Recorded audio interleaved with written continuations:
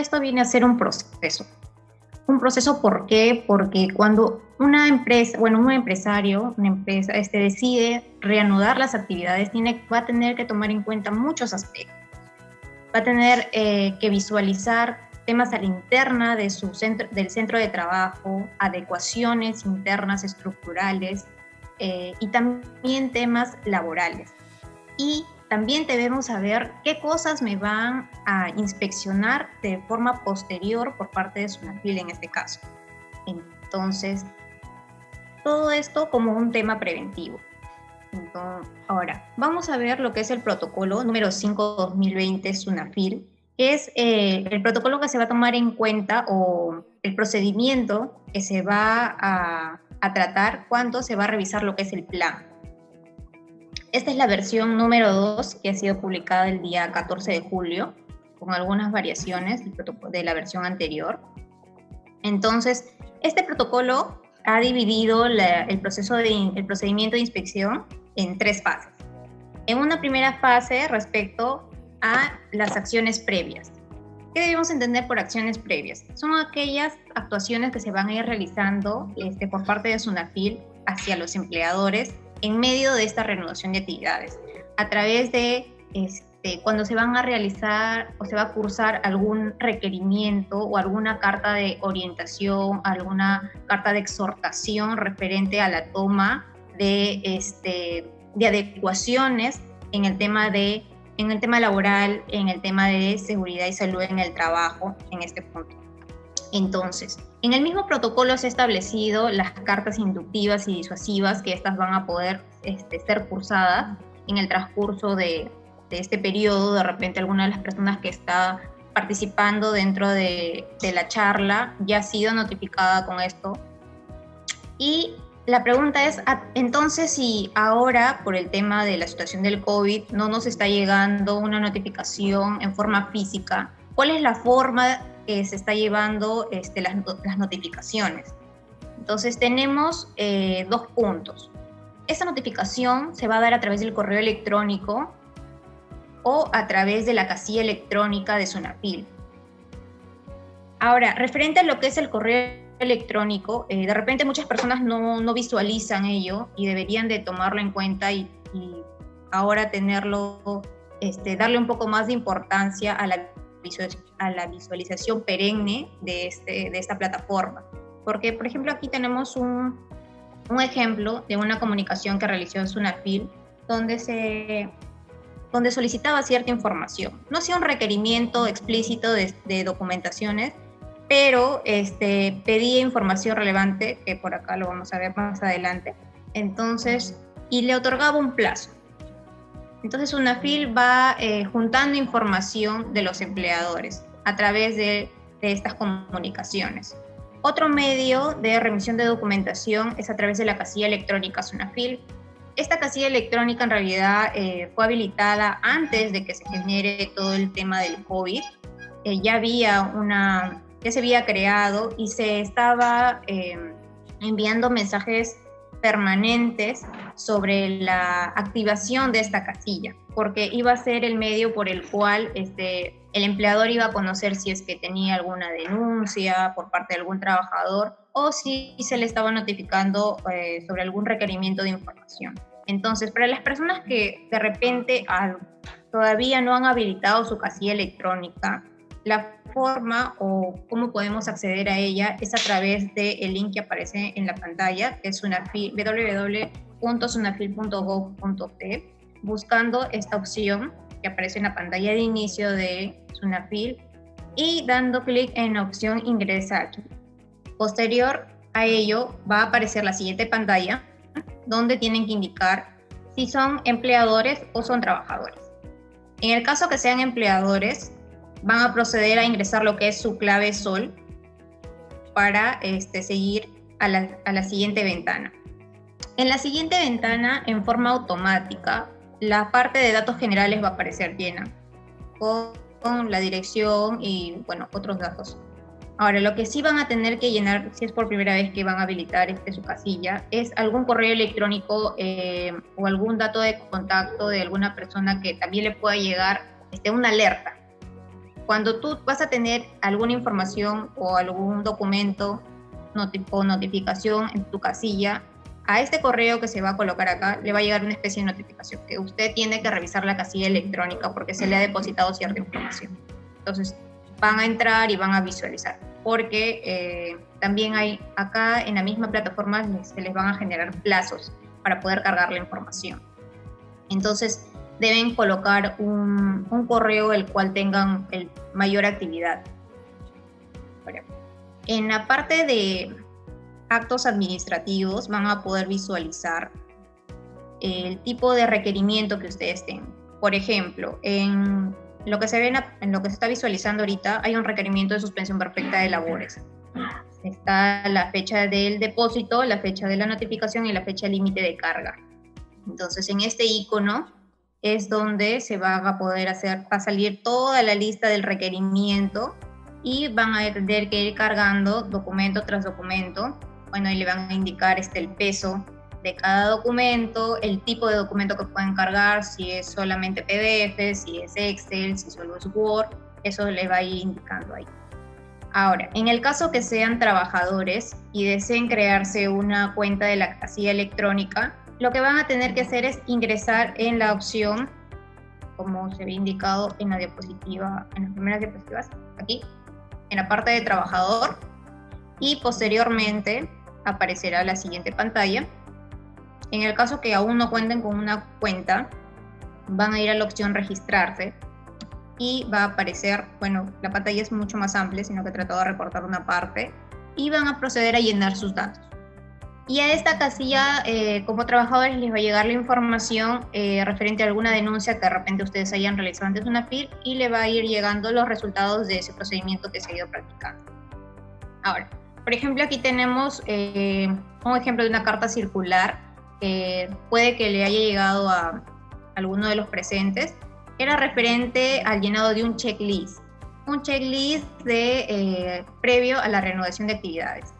¿Qué datos o qué procedimientos ya se tenían que ir implementando en este tiempo o en esta etapa previa o ya a inicio de la reanudación de actividades? Por ejemplo, ¿no? Como se puede visualizar, alguna de las interrogantes. Simplemente era un pequeño cuestionario de un llenado de sí o no. No pedía que de repente adjunten el plan o que adjunten contratos ni nada por el estilo. Simplemente un sí o un no. Referente a si se está cumpliendo con ciertas normativas que dispone la Resolución Ministerial 448, tal cual lo ha venido mencionando Ana María. Ahora, posterior a toda esta etapa, viene una fase 2 de actuaciones del inicio de las actuaciones inspectivas. Entonces, posterior a la remisión de estas cartas o requerimientos o cartas circulares o la documentación que se le reenvíe, de repente le puede llegar algún documento, alguna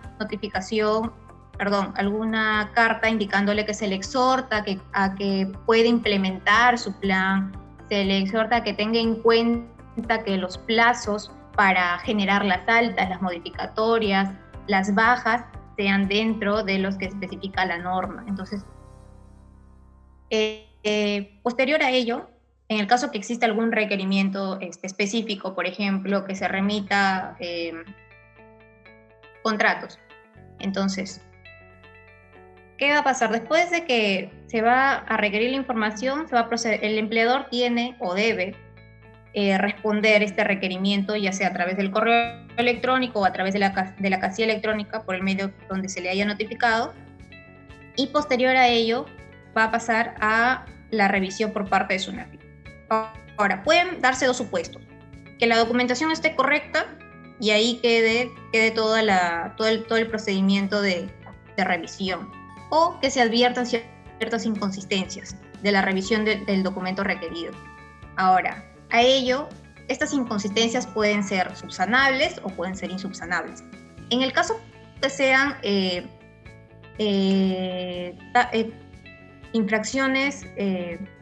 faltas subsanables, se va a otorgar un plazo para que se pueda subsanar ello. Ahora, en el caso de que no se llegue a subsanar, se va a levantar un acta de infracción. así como en el caso de que estas inconsistencias encontradas sean insubsanables. Bueno, por ejemplo, regresando a este caso, por ejemplo, yo encuentro de tan solo un requerimiento que yo realice, por ejemplo, que realices una PIL, encuentre una inconsistencia que sea insubsanable, al inspector le genera una duda, que de repente pueden haber mayores observaciones que realizar. Entonces, si bien todo esto se ha hecho de manera virtual, con requerimientos, puede pasar lo siguiente, entrar a una tercera fase, al desarrollo de la actividad inspectiva, que puede constar de visitas inspectivas, comparecencias y requerimientos adicionales de información. Ahora, en las visitas inspectivas, en lo que era antes, tomando como ejemplo el año anterior, se hacía la visita netamente presencial. Si, por ejemplo, alguien iba y realizaba una denuncia de despido arbitrario, por ejemplo, iba el inspector de trabajo, se apersonaba al centro de trabajo y realizaba las preguntas al encargado que se encontraba en ese momento, el administrador, el dueño, el gerente, el jefe de personal. Ahora, hay ciertas características que se deben de tener en cuenta, ciertos datos. Por ejemplo, de que el inspector primero debe estar debidamente acreditado. Si bien es cierto, él tiene toda la potestad de poder ingresar a cualquier hora al centro de trabajo, previamente él tiene que acreditarse ante la persona que, lo va a dirigir o lo va a acompañar a hacer su recorrido. Ahora, frente a esta situación en la que nos encontramos, estas visitas inspectivas ahora pueden tornarse de una forma virtual. Es decir, en este protocolo se ha implementado algo que antes no se hacía, que es el inspector de trabajo puede realizar un requerimiento al empleador solicitándole a través de una videollamada un recorrido por el centro de trabajo. Entonces, ¿puede pasar ello? Sí se puede dar, no es algo, el inspector no es que se está dando atribuciones más de las que debe porque ya está regulado. Entonces, si el inspector lo solicita, pues el empleador debe cumplir y, hacerle recorrido en las instalaciones, en los lugares que él crea conveniente, revisar de acuerdo, en este caso al plan, ¿no? Para ver si se han implementado las barreras necesarias, si se está respetando lo que es el distanciamiento social, implementación de los CPPs, por ejemplo, el tema de la toma de la temperatura y cosas por el estilo. Ahora, tenemos también lo que es la comparecencia. Antes, la comparecencia era la citación, tal como se puede ver, se levantaba una pequeña acta y se citaba para cierta fecha, cierta hora, para que el empleador se apersone a las oficinas de SUNAFIL con cierta documentación, que por lo general es amplia, lo que se pide, y sentarte frente al inspector de trabajo e ir marcando uno por uno de acuerdo al requerimiento, si he cumplido o no he cumplido con llevar la documentación que me está solicitando, ¿no? Entonces, ahora esto está cambiando, porque estas comparecencias se están dando de una forma virtual a través de la casilla electrónica. Por ejemplo, en el caso de la suspensión perfecta, y vendría a ser lo mismo con el plan. Por ejemplo, que me presente lo que son el sustento de que se vienen realizando las capacitaciones de sensibilización. ¿Cómo voy a acreditar ello? Debo tener un acta, debo tener de repente algún registro fotográfico o de video que me permita a mí acreditar que yo estoy cumpliendo con esa obligación. Ahora, ¿qué documentos puede requerirme el inspector de trabajo? Puede solicitarme lo que es el backup del PLAME o la copia de seguridad, porque ahí él va a poder visualizar todos los reportes que se dan en las declaraciones mensuales y de repente el poder ver si quiere revisar la declaración anterior o con cuántos meses hacia atrás desea realizar alguna visualización o comparación. Los cargos de entrega de la constancia de alta, baja y o modificatorias en el registro, se debe tener en cuenta que siempre que se generen estas tres situaciones, se entrega una copia al trabajador, en la cual el trabajador debe firmar la conformidad de la entrega del mismo. Yo me quedo con mi cargo, el trabajador se queda con su copia. Cuando alguien me requiere ello, yo muestro mi copia en la cual acredita de que el trabajador ha recibido el documento y se lo ha entregado en un plazo oportuno. Tenemos lo que es el registro de control y asistencia, los contratos de trabajo, como mencionaba Helio, que es algo que se debe tener en cuenta porque también podríamos ser observados por ello, porque no se está utilizando un contrato de trabajo adecuado. El reglamento de seguridad y salud en el trabajo, que a raíz de toda esta situación debería haberse modificado y no seguir estático a lo que era antes, porque hay aspectos que ya van cambiando respecto de repente a la limpieza, al uso de los EPPs, a qué EPPs ahora se deben utilizar de forma obligatoria que antes no lo eran. Entonces, después tenemos lo que es el registro de entrega de los equipos de seguridad: mascarilla, guantes, cofia, protector facial, botas de jeve, mandiles plásticos, en el caso de personas que están en el área de producción. Y tenemos lo que también es el TR3 y el TR5 del T-Registro de la Planilla Electrónica. El TR3, bueno, son los datos de identificación de los trabajadores. Ahí el inspector que va a poder encontrar los nombres, si es un trabajador extranjero o no lo es, su número de teléfono, su correo electrónico. Tengamos en cuenta que al momento de nosotros generar un alta, porque es importante, al momento de generar un alta, se deben colocar los datos verdaderos del trabajador, no simplemente llenarlo por llenar, o poner un número al azar, o poner un correo, porque el trabajador me dijo, no tengo un correo electrónico, y ya pues le invento un correo y lo coloco, así. No, sino tratar de colocar los datos exactos. Si el trabajador no tiene correo, pues que se lo cree para poner un correo al que le pueda llegar cualquier requerimiento y que no haga pensar en el inspector que de repente yo no deseo de que se genere algún tipo de comunicación con mi trabajador. Y el TR5 contiene los datos laborales. ¿Qué tipo de contrato tengo con el trabajador? Si es un personal sindicalizado o no lo es, si es trabajador de confianza, si es un trabajador, por ejemplo, que realiza teletrabajo, si es una persona con discapacidad, su régimen pensionario, si tiene activo el seguro, si está en el SIS, si está en el salud. Esos datos que, bueno, le podrían servir para poder hacer su verificación. Y otros datos que también podrían requerir, ya esto más ligado a lo que es estrictamente el plan, es el procedimiento de certificación de limpieza o desinfección de todos los ambientes de trabajo, que es lo que supuestamente yo como empleador debí realizar previamente a la reanudación de las actividades, porque yo debo brindarle a mi trabajador un ambiente idóneo para iniciar su trabajo, para que pueda hacerlo de una manera correcta, para evitarle de repente generarle un peligro más adelante. El registro de la realización de las pruebas moleculares o serológicas practicadas a los trabajadores. Como mencionaba Ana María, esto es una exigencia en el caso de personal de riesgo medio alto, ¿no? Porque también eso le brinda una tranquilidad al trabajador. Le brinda una tranquilidad a ellos de que están bien, que todos sus compañeros están bien, y a la vez también es un tema de clima laboral, porque de lo contrario como que se crea una especie de suspicacia ahí, ¿no? Algún temor también y no se realiza el trabajo de una manera adecuada.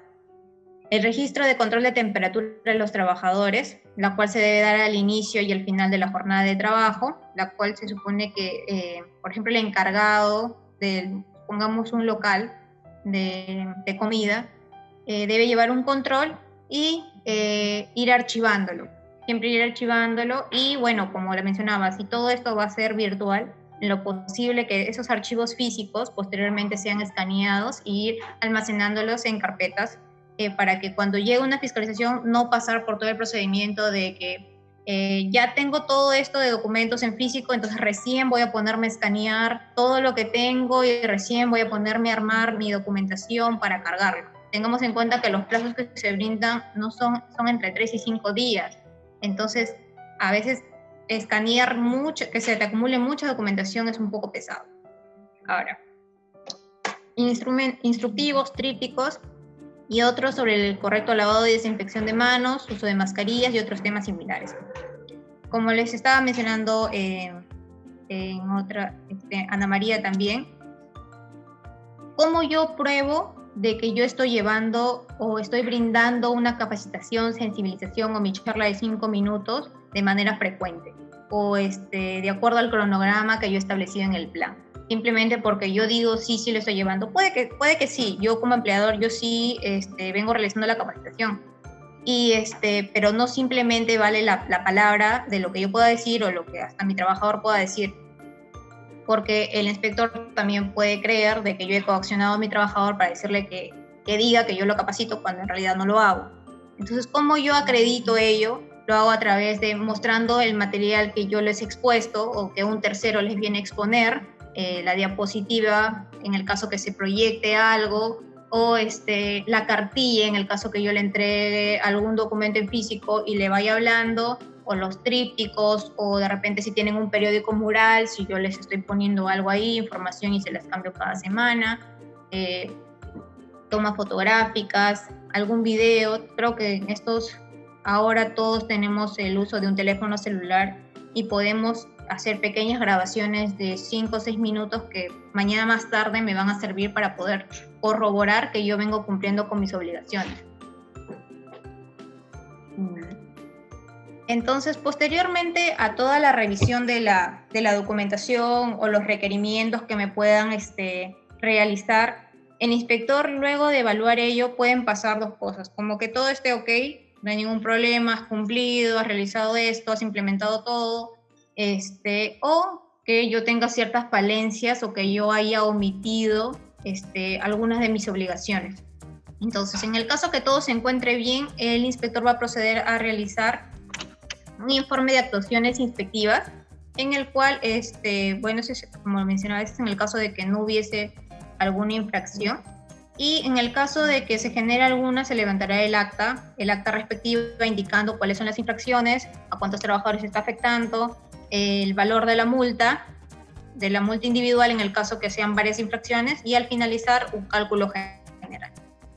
Entonces, posterior a ello, a la interposición del acta de infracción, bueno, se puede apelar, y también se tiene que tener en cuenta hay un beneficio de lo que son reducción de multas del 30 y 50% bajo ciertas circunstancias, ¿no?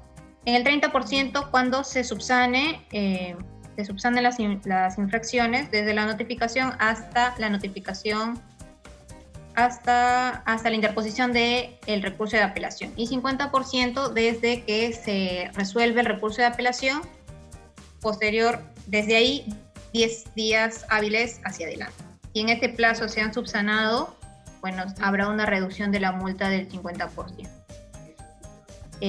Aparte de ello, se debe tener en cuenta que SUNAFIL ha sacado también un procedimiento que es el número 1/2020, en el cual brinda facilidades de lo que es aplazamiento, fraccionamiento y amortización de las deudas por multas que interpone SUNAFIL, pero esta solamente está disponible para lo que son micros y pequeñas empresas, siempre y cuando estas no hayan infringido no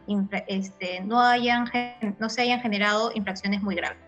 Si son leves o graves, sí aplica a ello, de lo contrario no. Otro tema que también es importante recordar es de que dentro de esta inspección que se puede realizar, hay ciertas medidas inspectivas que se pueden tomar, como es un cierre temporal, una paralización, una prohibición de trabajo en una determinada área, y que a raíz del COVID se han implementado dos infracciones más a las que ya existen de por sí en el reglamento de inspección del trabajo, las cuales fueron implementadas con el Decreto Supremo 010/2020 TR en las disposiciones complementarias transitorias, en las cuales se establecen dos infracciones nuevas, que son la de hacer trabajar a una persona del grupo de riesgo y la inaplicabilidad del trabajo remoto para estas personas.